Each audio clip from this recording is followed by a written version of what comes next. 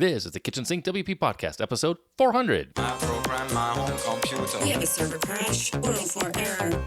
Page not found. Links aren't working. System is crashing. System is crashing. System is crashing. Your old HTML website. Barely alive. We have the technology. We have WordPress. A new website. Better than it was before. Better. Stronger. Faster.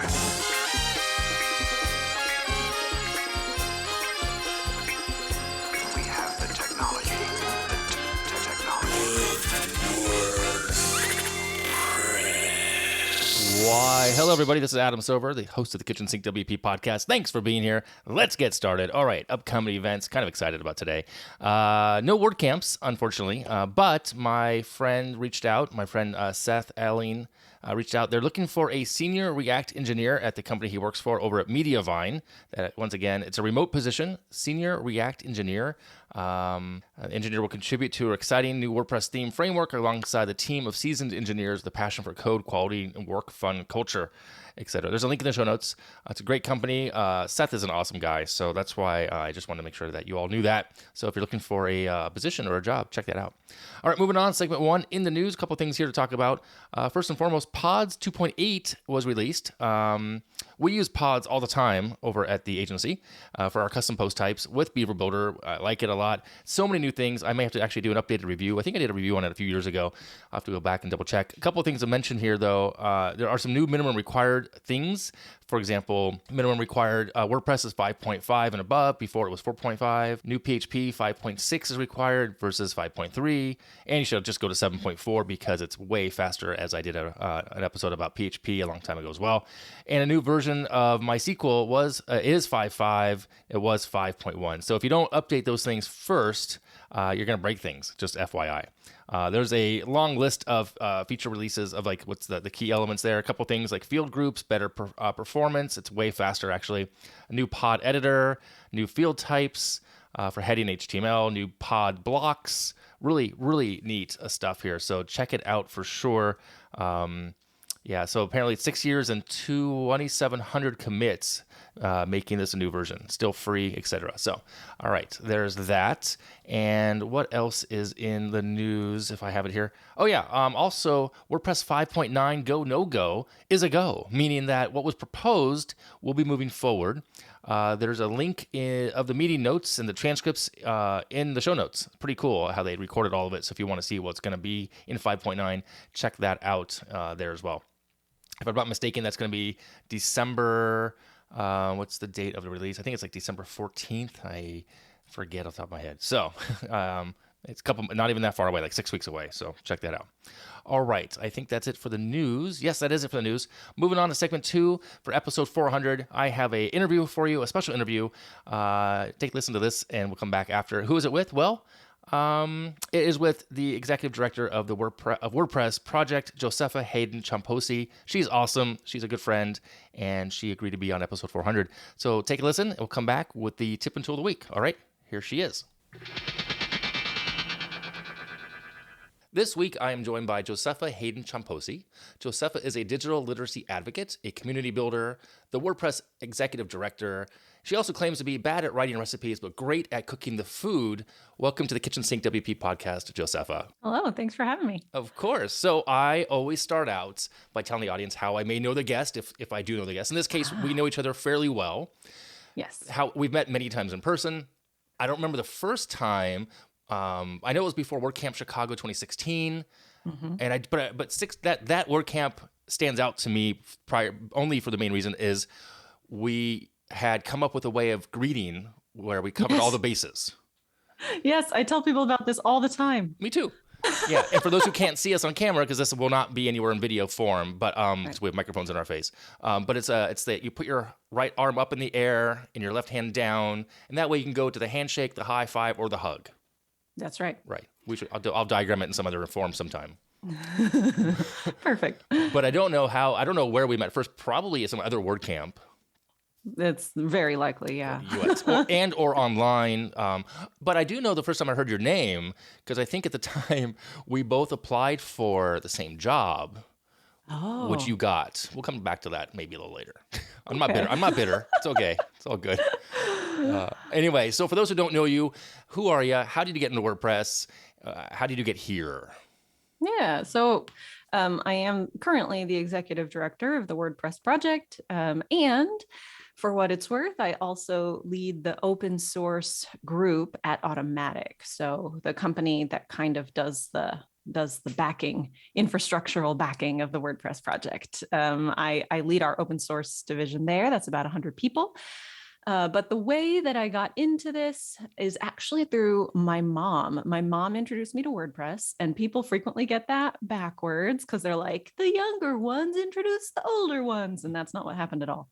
I was being a starving artist somewhere in Kansas City and was going home to visit my family for the weekend, and my mom said, well, you can come home, I'd be happy to see you, but I'm going to this conference. And I was like, okay, well, I can hang out with other members of the family, like you're not the only one.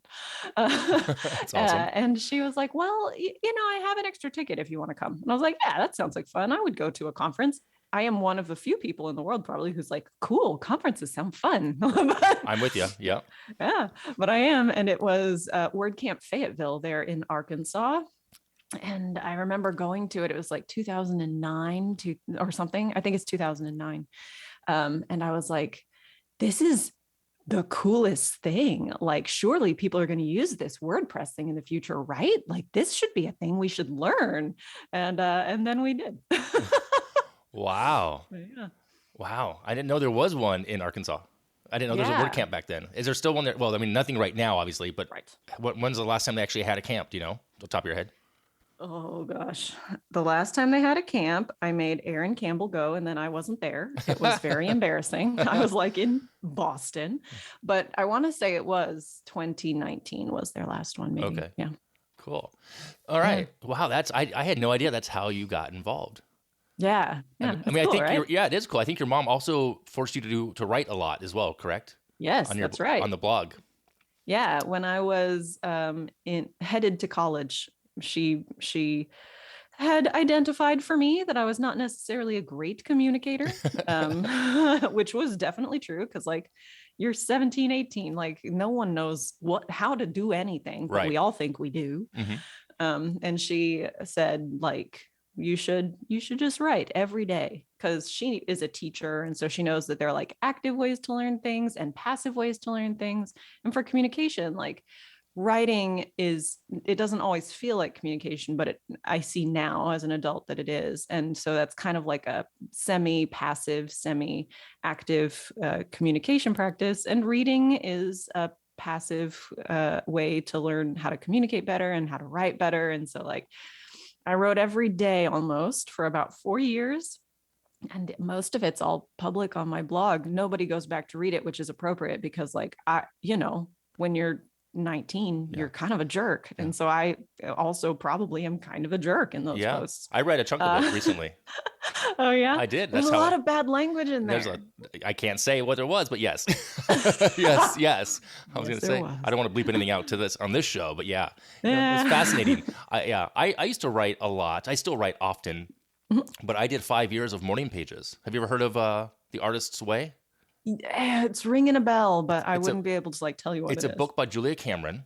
And it's for anybody who we're all artists within, but when you get to a certain point of age, kind of become an adult, you forget that you're a creative and artist. So The Artist's Way is like a 12-week program where you do things that are uncomfortable for you, et cetera. But step A is to write every day 3 pages.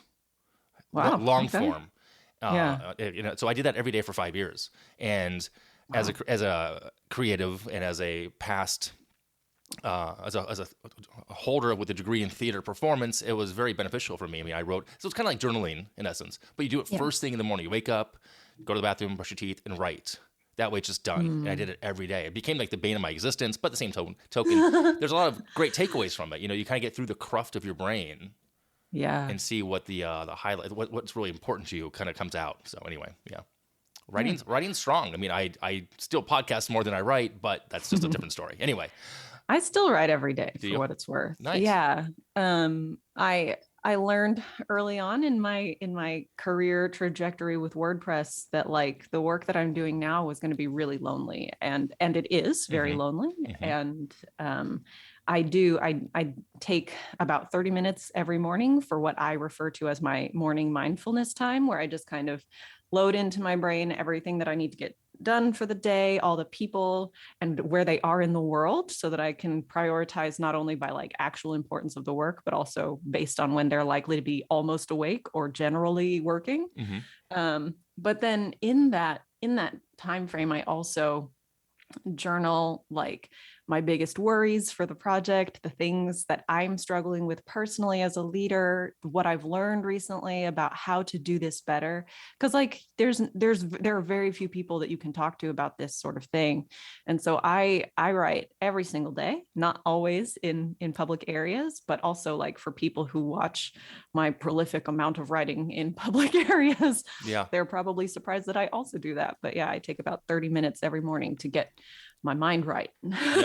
It's a good so thing. that I make good choices. It's a good thing to do. Yeah, I recommend it. Yeah. All right, another question for you. So we know what you do now at the moment. What we kind of know the title, but what did you do prior to the executive director position of the project? Do you remember? Like while I was in WordPress, Yes. or prior to coming to WordPress? Yeah, at all? like within where did you start within Automatic? Like how did you get to where you got? Like what's that? I mean, it's not long. It's not a long path because it's only been a handful of years or. It's almost 7 years. Yeah, well, 7 years in February. Almost 2 handfuls of years. Yeah. So, I mean, I started as just an individual team member on the community team on what is called TARDIS for all the folks in the know. Yeah, I started on that team, and then I led that team for a while, and then I led that team along with the development team. And then we added in a third team to that group of teams. And I was like, this is not feasible. At which point, like that turned into the open source division at the company. And I led that division for, I want to say maybe 2 years before I became the executive director of the project.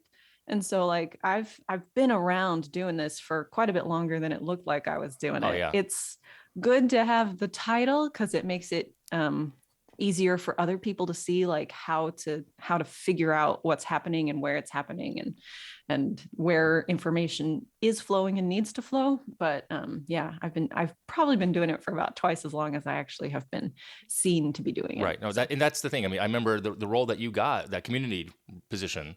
I applied for also way back. Yeah. That was the second time I applied to Automatic, and I don't want to go too deep down the rabbit hole of how many times I've applied versus interviews versus anyway. But yeah, I applied. I did Happiness way back when everyone read the book, The Year Without Pants, and then it was way early in my own WordPress career, 10 years ago, and I just and then I saw the community. I'm like, that'd be great because I was already going to camps and doing the community thing and having the podcast and then and I was happy that you got it. I mean, it made total sense. You were further along and you knew I was like, great, Josepha got it, fantastic. I mean, was I? Yes. Okay. Yeah. You were further along, I believe. Yeah, for sure. Either way, nor here nor there, but it's great. Yeah. So from that, how did it come to fruition to like you getting? It's a big jump from leading team to leading project as an ED. Yeah, it is. In one aspect, I mean, you're doing it already, yes, but how did you get tapped? I mean, was that a discussion that came up from Matt? Yeah, we had a little bit of a discussion. I was not necessarily sure that I was the right person for it, for doing this work, because like I'm not a developer. I'm certainly not as technical as I would need to be in order to like write the software. Right. But also the way that I lead fits really well with open source. My leadership style and choices focuses on the like it's going to sound really just silly when I say it, but it focuses on the fact that like people are a means unto themselves. They're not here literally just to make WordPress for me or us or the world. Right. They are whole in themselves and they matter, and that people are more likely to engage and want to be impactful and see the potential impact of contributing to something that is greater than the sum of its parts when they are happy and healthy and safe.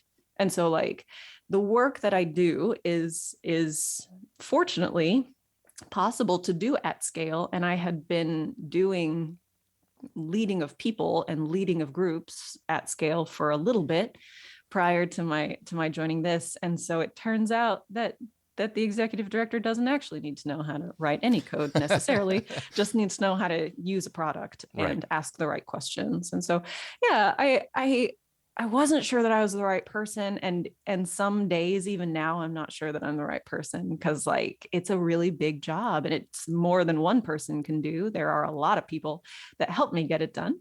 But yeah, like for all of the things that I have done in my career over time, if you had asked me at any point, like what all of that was leading up to, I would not have said leading an open source project ever. But like also, it almost feels inevitable. All of the work that I did to learn how to be a leader and how to work to guide and organize nonprofit organizations, like all of the learning that I've had in my life really kind of leads up to this. The path is never a straight line. We know that now, but you don't know that during. You just see it after, like, oh yeah, all these things lead up to this thing. It was never like when you were 18 writing bad words on a blog, you were thinking this is going to lead me to being the executive director of the project. Yeah. Right. Yeah. Someday someone's going to look at this and be like, she does say bad words. Yeah. It never came up. Yeah. So that leads me to the question: what's your day-to-day look like now? Man, people ask me this all the time. And my day, and I'm like, no one really wants this answer. This is the most boring answer I can give. But actually, I find my job very interesting. So my day-to-day, I actually kind of chunk my workout over the course of the week. There are basically themes to each of my days. My Mondays are like internal to automatic and strategic work. So I meet with all of my direct reports on Mondays, almost all of them, and check in to see like what their teams are doing, how I can help them get things out of the way, what they're missing in the way of tools and stuff. And then Tuesday, I do the same for the community, and I check in with the people that I rely on the most for information over there to see what's in the way and what can be unblocked and how I can help. On Wednesday, I attend a bunch of meetings in the community and read basically everybody's meeting notes from the week, which takes a ton of time. And then on Thursdays, I like send out the work that all needs to be done, not assigning really, but just like making it clear what needs to be done where, so that anyone who's contributing over the weekend knows what they can work on, and making sure that everyone has what they need. And then every Friday is actually a desk day where I do all of my just like processing of notes and to-do items for the week. I do what I call my big thinking time, where I think about the biggest problems we have, how to fix them, the right people to talk to about those things. And so like that happens on a weekly cadence, but like my whole mornings are meetings anymore. And then my afternoons are writing and just ad hoc checking in with people. So yeah. And so I'm guessing with Automatic being distributed as prior to COVID, did it change anything for you for really much, except for, did anything really change for your day to day in the last 20 months at this point? Yes and no. I wrote a whole post about this actually. Oh, we'll link to that in the show notes. Sorry, didn't see that one. No, it's okay. It's the last one that's up there. Yes. Yeah. So I did not think that anything was going to change for WordPress or for Automatic, with everything being driven online, everything driven from home. And and while I was right that it didn't change any of the like work stuff, it did really change the life stuff, and life started to feel like work. Right. And so Yeah. people, for all of the people that I see in WordPress, like there is a little bit where we all identify so deeply with WordPress that it's already difficult to kind of separate out your personal relationships from your work relationships and your personal life from your work life there. Like it's a community. It's not just a bunch of people working together. Right. Right. And so like when working and contributing and life all started happening in Zoom, it was actually very hard for the people that I work with every day, the people in WordPress, the people in my division. Like it wasn't always easy to put your finger on. You couldn't just be like, oh, this is why I feel like everything is work. It's because everything looks like my work now. Like, right. It was really hard to put your finger on that, but yeah. Yeah, Important to remember. Yeah, I mean, it changed nothing on one aspect, but everything everywhere else. It's like a lot of people stopped doing the Zoom conferences, and at first 2, 3, 4 months were fine, but then it was like Zoom fatigue was real. Yes. We're in front of a computer and a screen all day as agency owners, developers, coders, content creation. We wanted to get away from our desks, to go to camps and go to conferences, and now just to do the same thing over the weekend felt like felt weird. Too much. Yes. And then our families didn't quite get it. Yes. If you're not home, it's one thing, but if you're home in your home office again, it's just like, it's almost, I mean, I know it led to some mental health struggles for many people in the community. Yes. Many, yeah. So. And, I'm a wild extrovert. Yeah. Right with you. And so it was really hard for me. Yeah.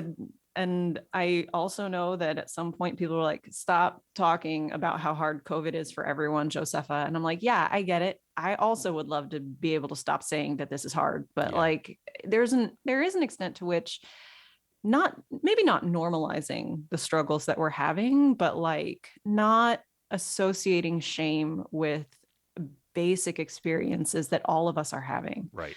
Like that's really important to me. Like there shouldn't be shame in making mistakes. Right. There shouldn't be shame in feeling lonely. There shouldn't be shame in anything that we are experiencing right now, because this is weird and hard and we've never done it before. Like why would anyone feel ashamed of the way that they are experiencing this and the way that it's affecting their lives? Yeah.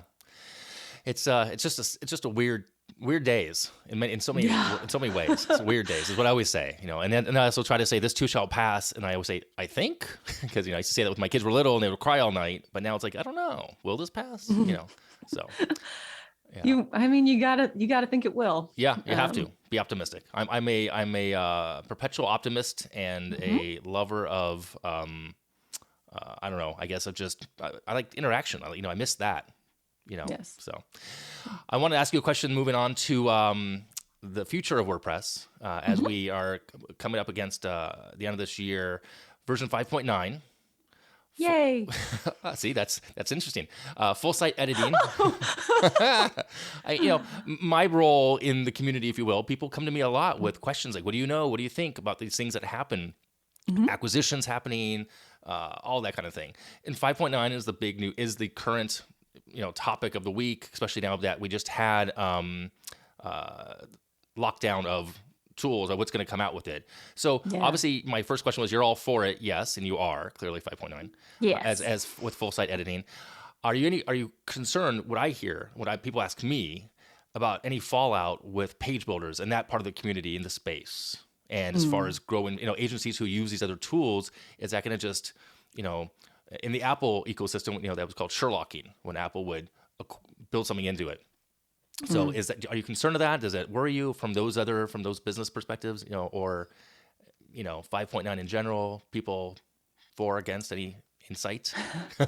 Specifically about page builders, like I absolutely understand the worry there that people who are primarily focused on page builders have. Like, I definitely get that there's a concern with this, but also at the same time, Gutenberg is built to work with them. Right. And so like, I understand the worry, but I hope that it's not a lasting worry. I hope it's the same sort of worry that we had leading up to 5.0, where we had all of our agencies in the ecosystem saying like, you're making it so our job is obsolete. And I kept saying, and granted, I was one little voice, but I kept saying, as somebody no one had ever heard of, like, it's not the case that we're trying to just make your jobs obsolete. Like, we're trying to make it so that you can focus your creative energies on the problems that your clients have the most, which Right. should not be things like how to update my hours in my footer. Like, wouldn't it be cool if your maintenance retainer wasn't completely eaten up by clerical efforts, as opposed to like your clients have a real concern about whether or not this page is converting and helping them figure that part out, Right. you know? Right. Because those are interesting problems that you want to be able to really dig in and help them succeed with.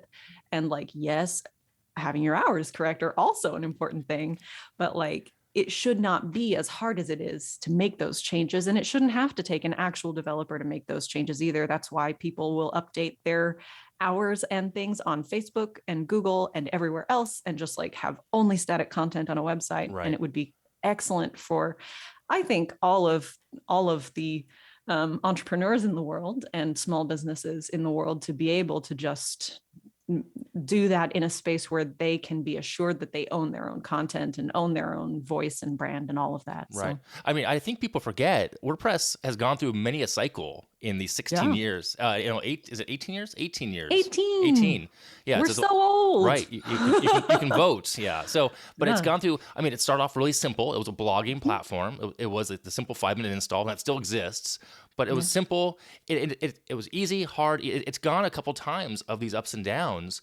You know, when it changed from just a static blog page to having any other page be the homepage, custom post types, you know, all those things added the variable of needing certain skills, which which blew up people's businesses, which was great, you know, for them. And then it changes, and that's the thing. People forget that change is the only constant, and it's not going to ever stop with tech. There's no chance.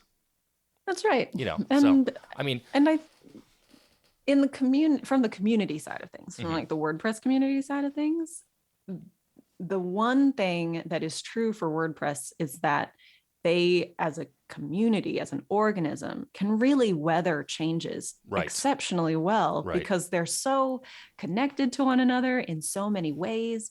But I found out in my work leading up to 5.0 that resilience can quickly turn into rigidity in a way that can hold us all back if we're not careful. So, I mean, I'll be the first to admit, and I've said this before, I use the block editor in Gutenberg on certain sites that I've acquired and inherited for the agency. We still build stuff with some, not using it. We still use some classic editor for now because it's faster for us, and our clients don't really care at the end of the day. They just need the site done within budget and scope and time, you know. There will be a time, and I'm guessing, I just told my team this recently, come 2022, we'll probably make the moves to start incorporating that for some sites, you know. Yeah. Because it's not going to go away. You know, I can't be that archaic in my own realm. I have to move on. So, you know. Yeah. So. Yeah. Well, and I will also be the first to admit that the workflows that we changed for a lot of people who are who had been using classic WordPress, like those changes to the workflow were hard. Yeah. And like, yes, it's going to be 2 clicks as opposed to 6 clicks, right? But you still have to relearn where those 4 clicks went. Right, you know, right. You still got to do those things. I used to hate when the customizer first came out. I thought that was terrible. Now I love it.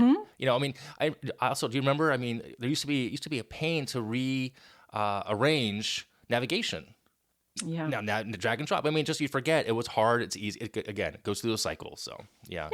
It's interesting times. Again, this too shall pass, and I think it'll be for the better. So, all right. Yes. 2 more questions for you. First and foremost, WordCamps. They coming back? I mean, rumor has it Birmingham was on the calendar for 2022. What do you know? Rumor has it WordCamp Europe is on the calendar. I saw that this morning as of this recording. Yes. So, what do you? Do you think it's going to really happen in 2022? Yeah, I think it really will happen. Okay. You know, I wanted it to happen in Q3 of 2021, yeah, me too. and things didn't work out because we can't actually, you know, Yeah. manage the world. Right. We can't manage vaccine rollouts and things. And so like Right. we wanted it to, I wanted it to anyway, and it didn't necessarily succeed. But I do really think in 2022, we'll be able to start seeing people's faces again, maybe have some face mask swag. I know it's weird. Yeah. Yeah. I mean, I've been an organizer, obviously. I've been a volunteer. I mean, I'm actually, I'm reaching out to the team back here in Raleigh to see if we want to maybe try to get ours in the first half of 2022, if that's a viable option, just to go for it, And I guess maybe make it a little bit smaller. I don't know. We'll see how it goes. Yeah. Well, the good news about WordCamps is that if you have 50 people in a room talking about WordPress, it's a WordCamp. So. Oh, good to know. 50 is the magic number. Okay, right on. All right. And in this case, they don't all have to be in the same room, obviously. Right. Yeah. Okay, good. All right. Last question for you to be respectful of your time. Tools. People always like to know what tools people use in any capacity within the WordPress space. What are your 3 favorite top must-have, live by, die by tools on a daily basis? Yeah. Y'all are going to think that my answer is super boring, so get ready. Great. The 3 tools that I use literally every day. One is WordPress, and so that's what it is. Obviously. Should have seen that one coming. Yeah. The other thing that I use every single day is my paper planner. I use the Happy Planner variety of paper planners, and I use it every day. I've got one for my work stuff and one for my non-work stuff, and I would not be able to function without it. And then the third thing that I use every day, it was honestly a toss-up. We can put both in there if you want. Okay. We'll give you 4. One is Spotify. I use it literally every day. I cannot work without some sort of music in the afternoon. It's just like I have to have something that's taking up that creative part of my brain so that I can focus on the tasks that I have to accomplish. And then the other thing that I use every single day is it's a bunch of pens. I think this is weird that my list ended up being half physical objects and half things on computers, but I use these pens. I color code all of my stuff. All of my notes to myself so that I can tell what is urgent, what is not urgent in immediate triaging. I have a triage at the end of the week that I use like an Eisenhower matrix for. But for items that are clear and immediate in their triage, I use a series of Stabilo colored pens to get everything clear in my mind. Stabilo color. I'll write that down. I'll put a link in the show notes. Great. I'm sure all of our European listeners will be like, she said it wrong. And if I did, I really apologize. I've never heard it said out loud. I've only seen it written down. Yeah, in your mind, it's like, it's Stabilo. That's what my mind versus Stabilo, or Correct. Yeah. Okay. All right. Lastly, actually, it's not a question. Well, it's a question and a statement. You have a podcast as well, by the way, which is a great podcast. I listen to it every 2 weeks. Oh, yay. I'm a big fan of the show. So do you want to mention what it is real quick? Yeah, it's the WP Briefing, and it is quite brief most of the time. Yeah. I think the last 2 episodes were like 20 or 30 minutes, which is an anomaly. Yeah. So if folks are just getting into it, know that part. Yeah. If you are just getting into it and you only want to listen to 1 episode, I recommend that you listen to WordPress's Freedom. Yeah. I say it that way because it says free and then DOM in parentheses because it's free, but it's also freedom. Freedom. Yeah. I get you. I'm with you. Where can people follow you online if they wanted to just pay attention to what you're doing out there? Yes, they can find me on Twitter at Josepha Haden. There, I talk about WordPress and also leadership and also my dog and sometimes things like potato chips. If you want to just That's awesome. see me talking about leadership, you can also go over to josepha.blog where I write about leadership and various other things as well. Well, it's been a pleasure seeing you again on camera, albeit not in person. Yeah. And I miss you. And thanks so much for coming on episode 400. It was great having you here. Thanks for letting me join. We'll see you soon in person. Yes. Okay. Bye. And like I said, thanks again, Josepha, for being on the show. I really, really appreciate having you there and on. It was great seeing you today. It really was. I mean, she's like one of the coolest people ever. It's just happy, and I don't know, she just makes me smile every time I see her, and we have a lot of laughs and whatnot. And she's awesome. So it's just simple as that. So follow her online, and and read her blog, all the things, and check out her podcast as well. So again, thanks to Josepha. All right, moving on. Segment 3, tip and tool of the week. This week's tip, it's a tool. It's a collection of best design practices. It's over at Checklist.Design. It's free. It's by George Hatzis. Hatzis, Checklist.Design. Pretty cool little service there. You can download and take these checklists. Pretty neat. It's completely free. He asks for tips via the Buy Me a Coffee service, which is very nice of him. So check that out over at Checklist.Design. And that is it for this week's episode, number 400. If you have any questions, go ahead, send it in via email, adam@KitchensinkWP.com, or use a SpeakPipe function on the website. You can support the show, become a Patreon. I would really appreciate it. You can sponsor the show as well. There's a form on the website. You can look to me for some coaching and accountability over at adamsover.com. Thanks so much for listening. See you next week.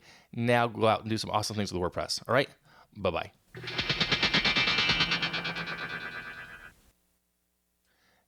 And if you're still here, by the way, thanks so much for all of you who've been listening to all these shows, 400 episodes. I still love doing the show, and I know there are people out there that listen. I get comments from time to time, not a ton, but it's okay. I just really appreciate having you along for this ride for the past 400 weeks in a row. So thank you to you, my audience. I really appreciate you being here. All right, now go out and do some awesome things with WordPress. Okay, bye.